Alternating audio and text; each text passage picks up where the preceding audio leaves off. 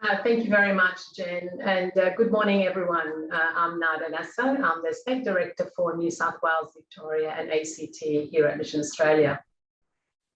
Welcome to this Creative Youth Initiative service visit. This event is a continuation of our series of service visits to share the work of our programs that are funded by our generous supporters. We have many of our generous donors and supporters with us today, as well as our wonderful young people from the Creative Youth Initiative program and some of their families and supporters as well. So welcome everyone. I'm joining you today from the land of the Bejigal people here in the southern parts of Sydney. And I know many of you are joining from different lands. So I want to start by acknowledging the traditional custodians of all of the lands where we're meeting on today and pay our respects to the elders past, present and future, for they hold the memories, the culture and the dreams of the Aboriginal and Torres Strait Islander people.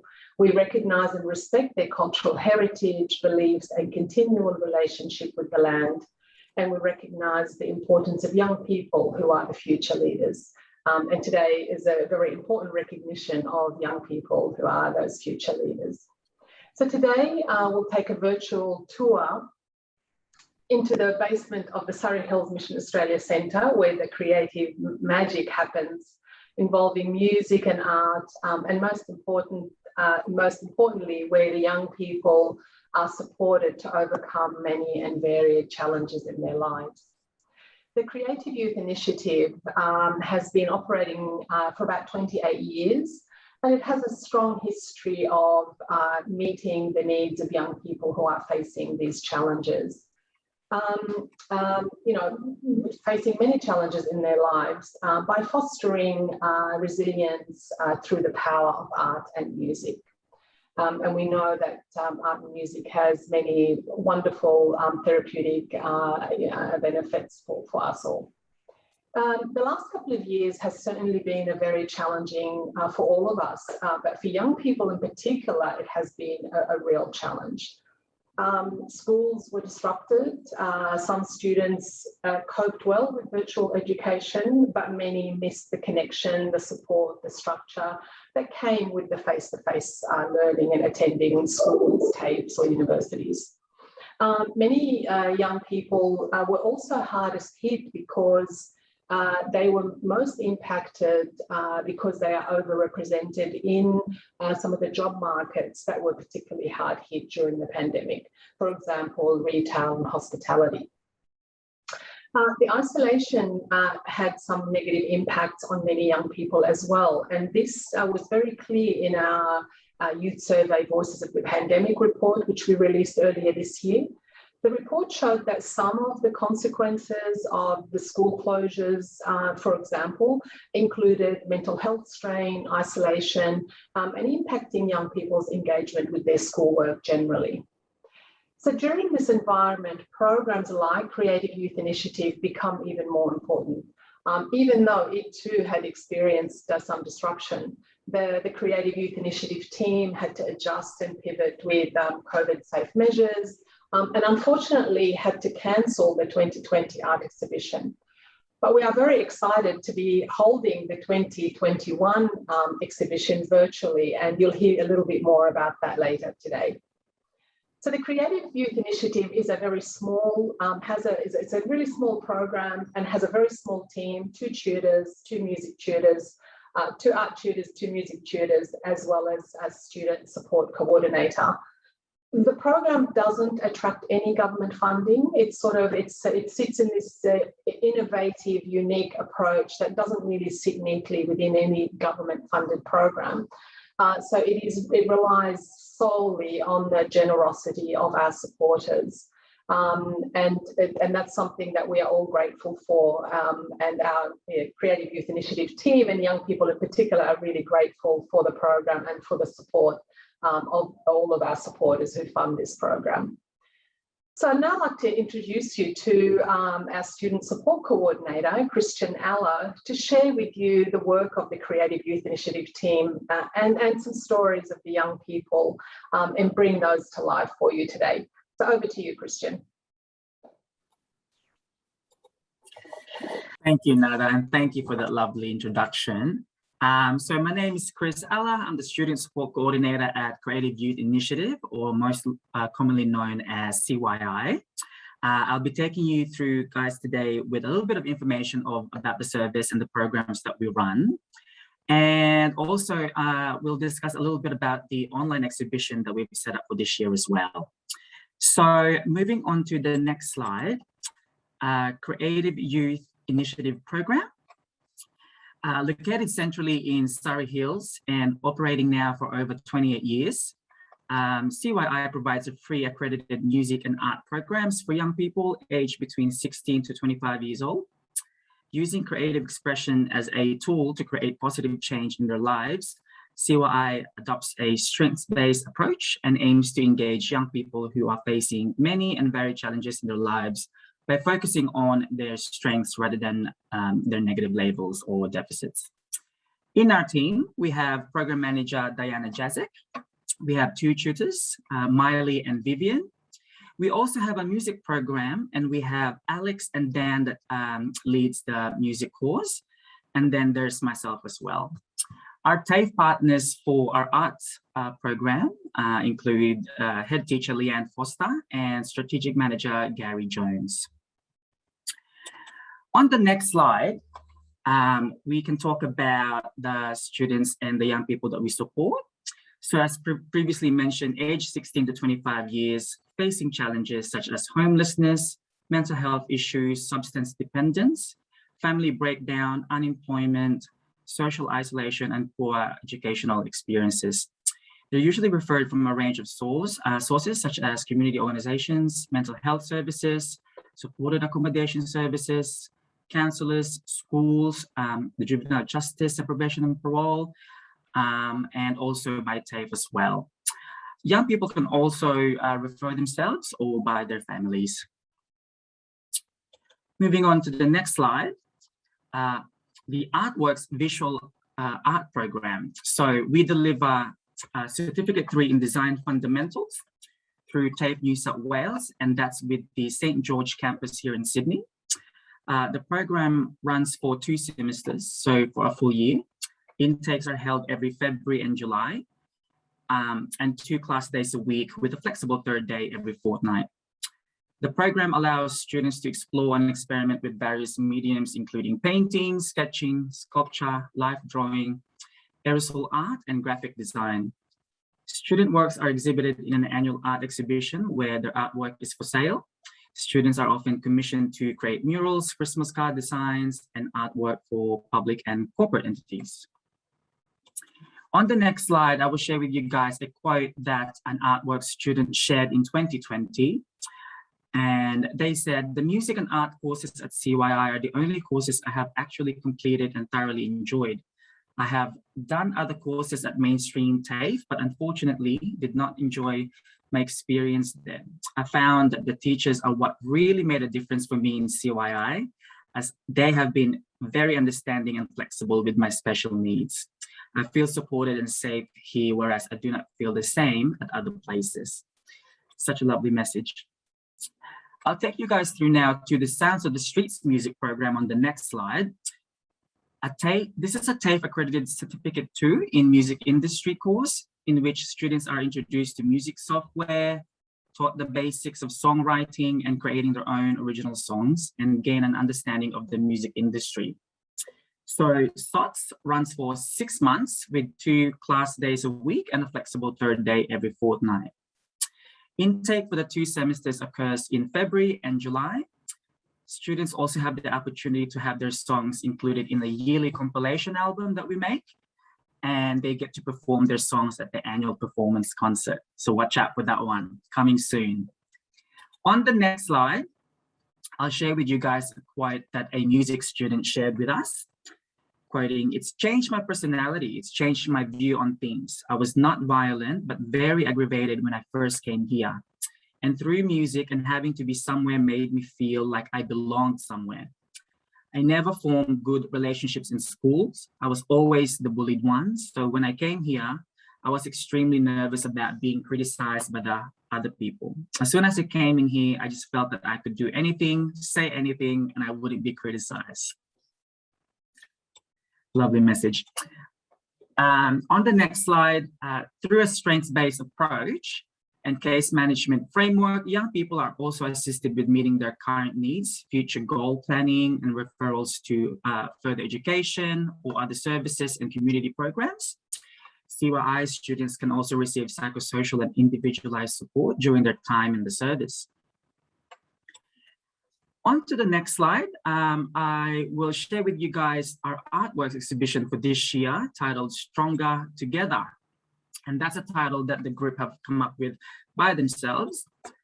So this brings us to the fun part of the presentation, I guess, and we welcome you again to our Stronger Together online art exhibition 2021. Firstly, my apologies. Firstly, I want to thank the students that are responsible for the amazing artworks this year. They have persevered to continue to create, innovate, and deliver their art throughout the pandemic.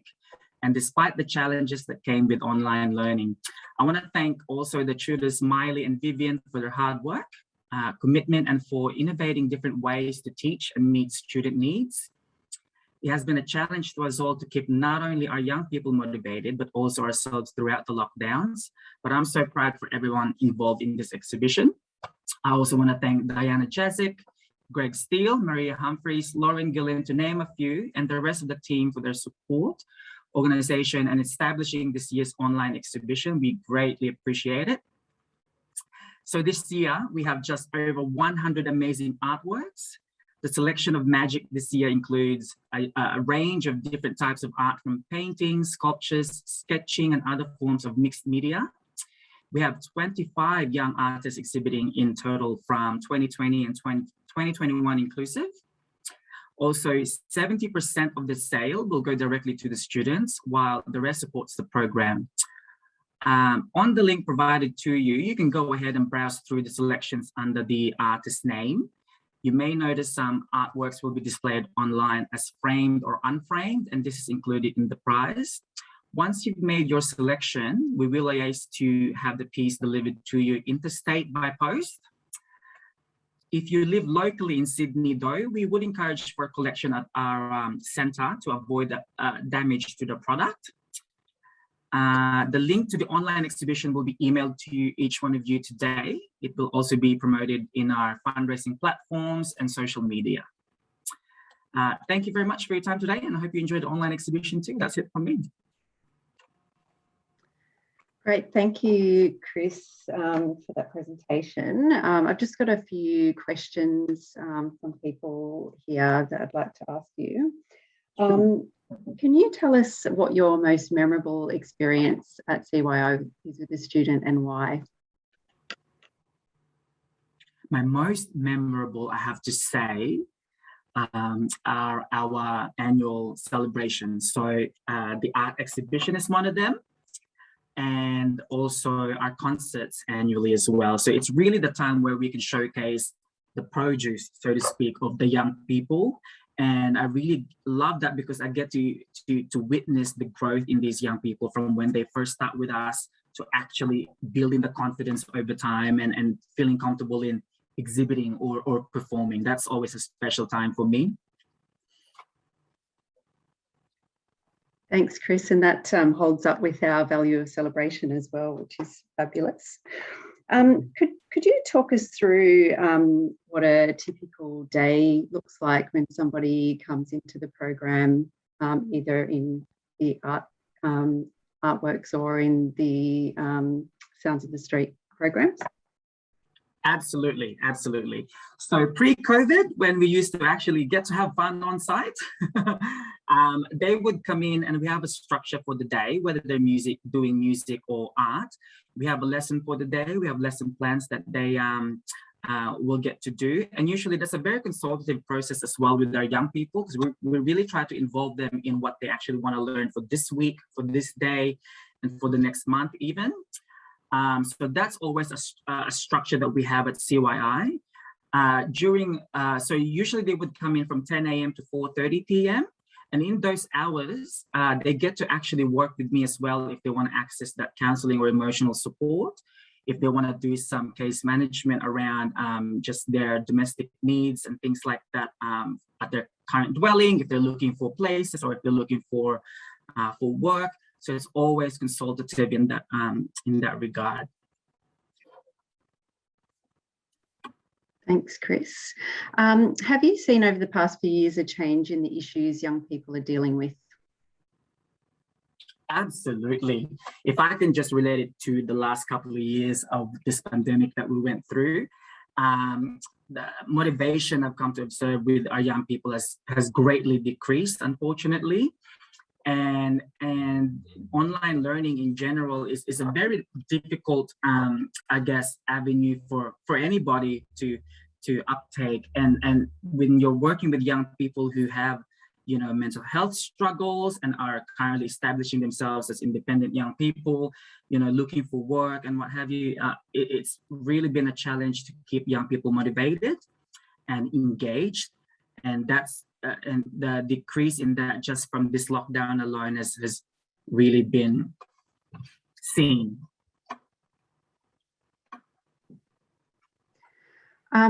Chris, do you make connections to other supports for young people through the program?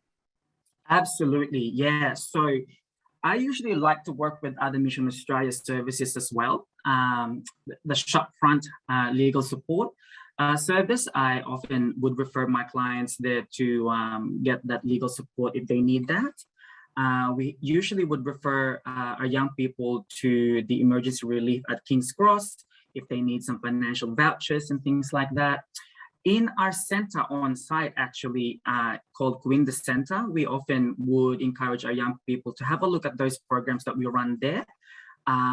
Most oftentimes we would refer somebody to the DES program, Disability Employment Service upstairs. We also have an on-site psychiatrist that works in Corinda Center. I have referred some clients from CYI over there. And so we're always sort of working collaboratively like that. Not only that, we've also referred other clients to other services such as the early psychosis program in Bondi for mental health needs.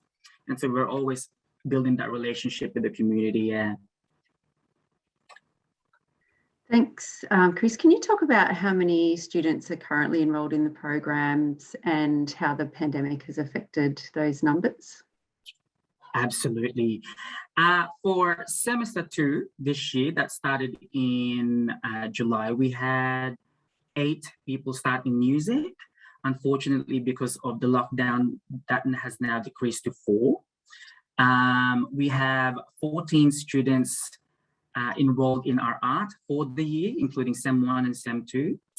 Unfortunately, that has also decreased to around 8. So I guess we can say 50% we've lost just from the lockdown. Do you have any plans to go out to look at increasing those numbers next year as things start to open up? Yeah, absolutely. Just on my end, you know, I'm looking forward to actually, you know, going out into the community next year if it's safe to do so, and building those relationships in promoting CYI, and you know, and recruiting, really, if you say, young people to have a look at their art, their artistic views again, and improve their musical and artistic talents. But again, that's dependent really on the regulations and the policies we'll have in the coming new year. But I'm really hopeful and optimistic that we can get to some of that community work again. Chris, can you talk a little bit about the pathway that students get referred to CYI? Yes. They're coming to the program? Yeah, absolutely. Thankfully, because we've been running for quite a while now, a few years, we're actually quite known in the Sydney area. But majority of our referrals do come from the health system, so hospitals, mental health services, from schools as well, or behavioral schools. The other ones do come from youth services, so supported accommodations, and those places would places would refer the young people to us. And that's usually just to sort of engage them back into social settings, whether that's to help their mental health or their educational pursuits in the future. In your experience, do the young people stay connected to their peers after completing the program? Yeah, we've had some successful stories of young people, you know, sustaining those friendships that they've built over time from CYI. Actually, sometimes they still visit CYI, even the students from 2 to 3 years ago would still come on site and have a look and say hello and things like that, which we love. But yes, most oftentimes they are still connected in their own sort of realm once they move on from CYI, which is a good thing for us to know. Great. Chris, there's a question. How long have you been working at CYI? I have been working at CYI since 2017.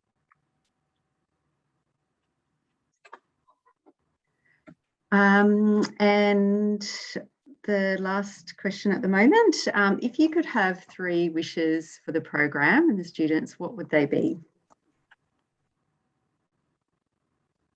No more pandemics, more creative programs, maybe a drama, I don't know, in the future.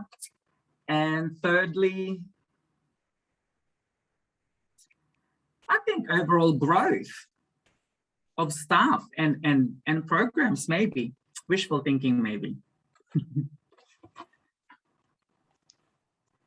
Thank you so much, Chris. I can't see any other questions in there at the moment. So thank you very much. And I'll hand back over to you, Nada. Thanks so much, Chris. Thank you.